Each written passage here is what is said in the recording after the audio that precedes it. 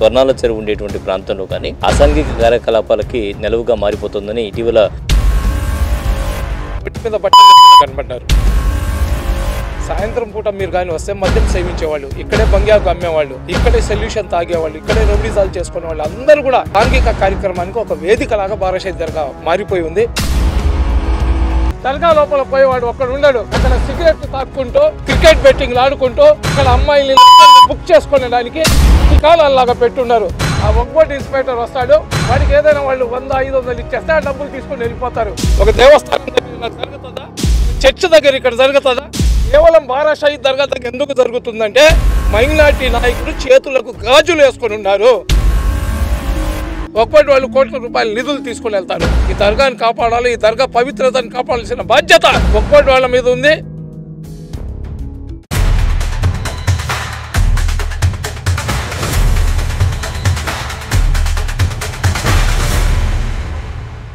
Welcome to sauce TV. నేను మీ ఆబిద్ హుస్సేన్. మనమైతే నెల్లూరులో ఉండేటువంటి బారాషాహి దర్గా ప్రాంగణంలో ఉన్నాం.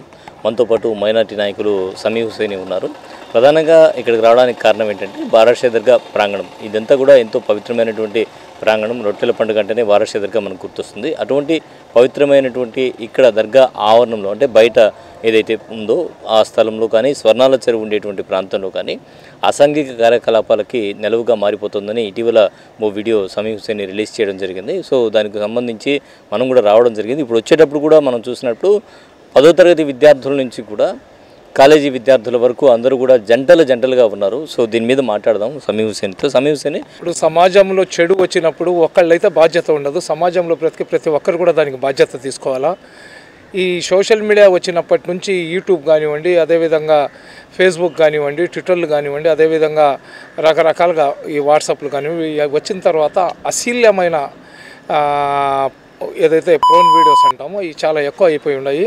ఈ పిల్లకాయల వయసు ఏంటంటే 14-15 సంవత్సరాల వయసు, 17-18 సంవత్సరాల వయసు ఉన్న బిడ్డలు ఏంటంటే చెడుదోవ పట్టే పరిస్థితి వచ్చేసింది. దాంట్లో మీ బిడ్డలు, మా బిడ్డలు, ఎవరి బిడ్డలు దానికి ఎవరు అతీతం కాదు. చెడిపే వాళ్ళు ఒకళ్ళు ఉంటే 100 మందిని చెడిపేస్తారు వాళ్ళు. ఎవరో ఆ బిడ్డల ఫ్రెండ్స్లో ఒకళ్ళిద్దరు ఉంటారనమాట.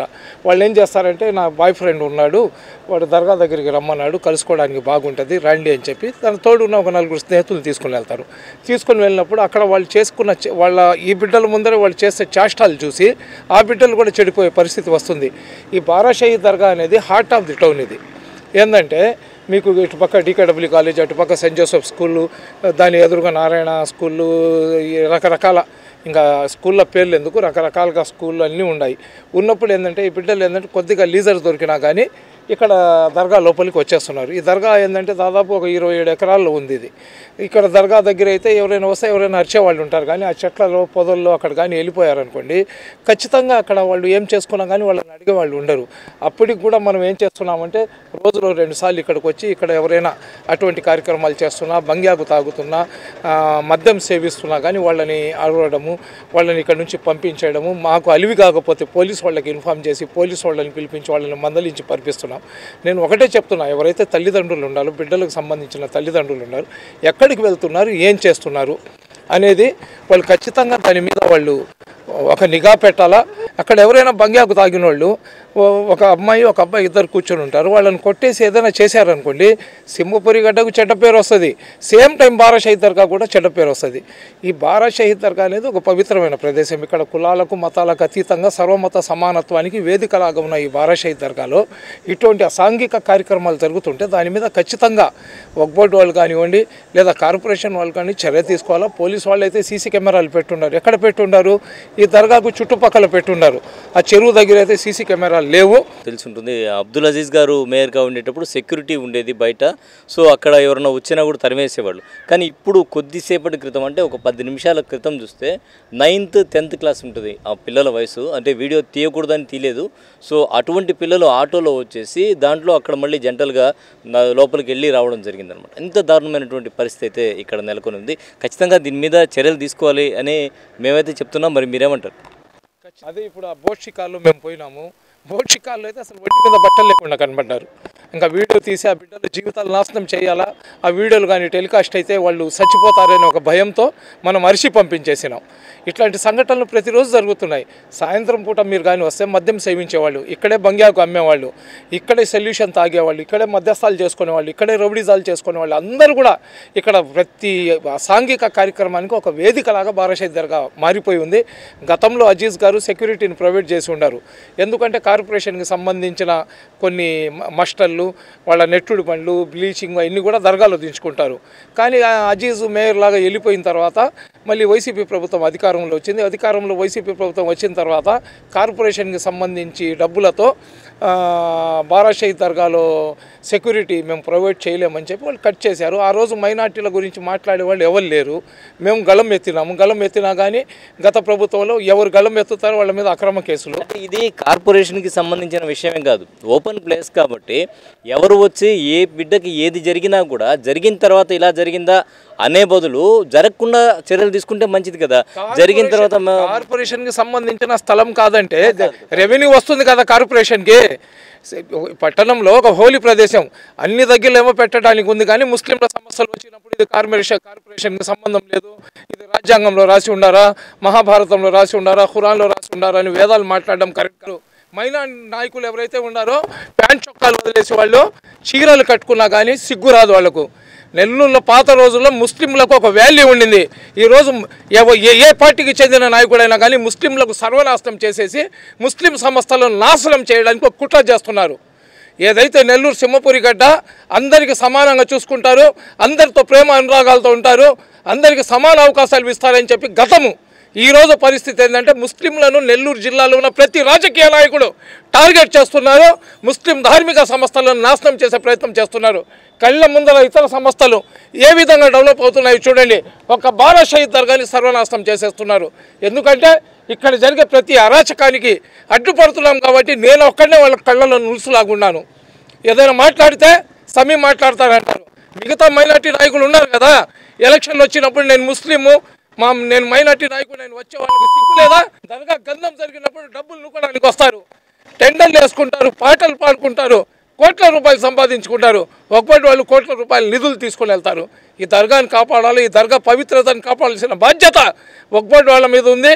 అదేవిధంగా ఎవరైతే మైనార్టీ నాయకులు ఉన్నారో వాళ్ళ మీద ఉంది. దర్గా కమిటీ ఎక్కడ ఉందండి? దర్గాకు దాదాపు 1,00,000 రూపాయల కరెంటు కట్టలేదు. ఎందుకు? ఏం జరుగుతుంది? ఒకటి వాళ్ళు ఏం చేస్తున్నారు, ఒకటి ఇన్స్పెక్టర్ ఏం చేస్తున్నారు? ఈ ప్రాపర్టీ బారాషాహి దర్గాది కావచ్చు, కానీ ఇక్కడికి వచ్చే వాళ్ళు ఎవరైతే ఉన్నారో అన్ని కులాలకు చెందిన వాళ్ళు ఒక అమ్మాయిని ఒక పిల్లలు లాక్కొని వస్తాడు, అక్కడ లోపల తీసుకొని పోయి అమ్మాయి జీవితం నాశనం చేసి వెళ్ళిపోతాడు. ఎంతమంది బిడ్డల జీవితాలు నాశనం అవుతున్నాయి ఇక్కడ. సాయంత్రం 7 గంటల నుంచి బంగ్యాకు ఇక్కడ అమ్ముతున్నారు, మందు ఇక్కడ అమ్ముతారు. ఆ అంగళ్ళు పెట్టేస్తున్నారు చూడండి. కెమెరా ఒకసారి తిప్పండి, అక్కడ ఆ అంగళ్ళు చూడండి ఎలా పెట్టున్నారో.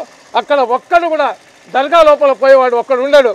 అక్కడ సిగరెట్ తాక్కుంటూ ఏది క్రికెట్ బెట్టింగ్లు ఆడుకుంటూ అక్కడ అమ్మాయిలు చేసుకోవడానికి ఠికాలాగా పెట్టున్నారు. ఆ కొట్టు ఉండేది అక్కడ. ఆక్రమణ చూడండి ఎంత అయిందో. ఆ ఒక్కటి ఇన్స్పెక్టర్ వస్తాడు, వాడికి ఏదైనా వాళ్ళు 100-500 ఇచ్చేస్తే ఆ డబ్బులు తీసుకొని వెళ్ళిపోతారు. ఒక్కడు దర్గా లోపల వచ్చేవాడు ఉంటాడా?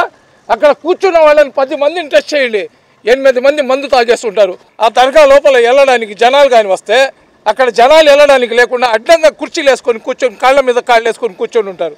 ఏందండి ఇది? దర్గా పవిత్రత అంటే ఇదేనా? ఒక దర్గా కాదు, ఒక దేవస్థానం దగ్గర ఇలా జరుగుతుందా? ఒక చర్చ్ దగ్గర ఇక్కడ జరుగుతుందా?